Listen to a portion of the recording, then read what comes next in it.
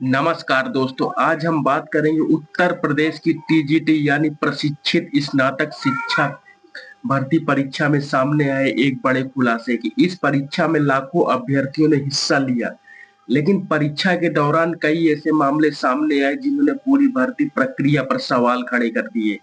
अखबार की रिपोर्ट के अनुसार लखनऊ, रायबरेली, चित्रकूट, जौनपुर, मिर्जापुर और हाथरस समेत कई जिलों में फर्जी अभ्यर्थियों को पकड़ा गया। सबसे बड़ी खबर यह रही कि कुल 11 फर्जी अभ्यर्थी पकड़े गए और 9 लोगों को पुलिस ने हिरासत में ले लिया।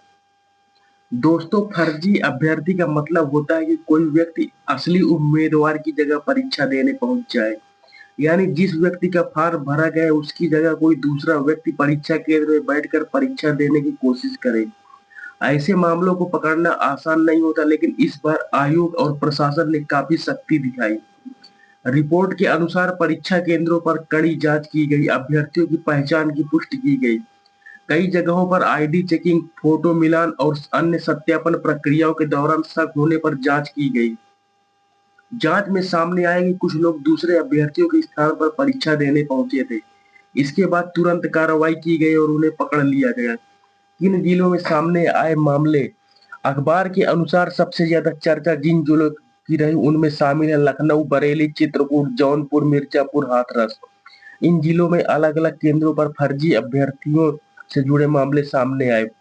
रिपोर्ट के अनुसार 9 लोगों को पुलिस ने हिरासत में लिया। कुछ आरोपियों से पूछताछ की जा रही। जांच एजेंसियां यह पता लगाने की कोशिश कर रही हैं कि क्या इसके पीछे कोई संगठित नकल माफिया या गिरोह का काम रहा था।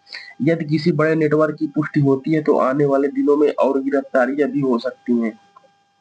इस परीक्षा में लगभग 2,21,000 से अधिक अभ्यर्थी शामिल हुए। इतनी बड़ी संख्या में परीक्षा का आयोजन करना अपने आप में एक बड़ी चुनौती होती है। इसके बावजूद परीक्षा को शांतिपूर्ण और व्यवस्थित ढंग से कराने की कोशिश की गई। अखबार में प्रकाशित विश्लेषण के अनुसार कई अभ्यर्थियों ने बताया कि भूगोल का प्रश्न पत्र अपेक्षाकृत कठिन था।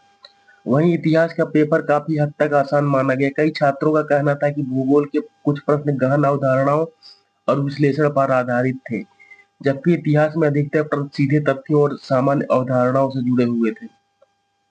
रिपोर्ट में यह भी बताया गया कि सामाजिक विज्ञान के अभ्यर्थियों ने स्केलिंग या नॉर्मलाइजेशन की मांग उठाई है।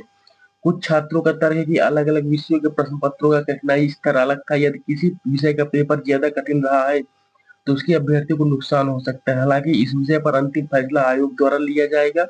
दोस्तों, इस पूरी घटना से एक बात साफ होती है कि भारतीय परीक्षाओं में पारदर्शिता बनाए रखने के लिए सख्त निगरानी बेहद जरूरी है।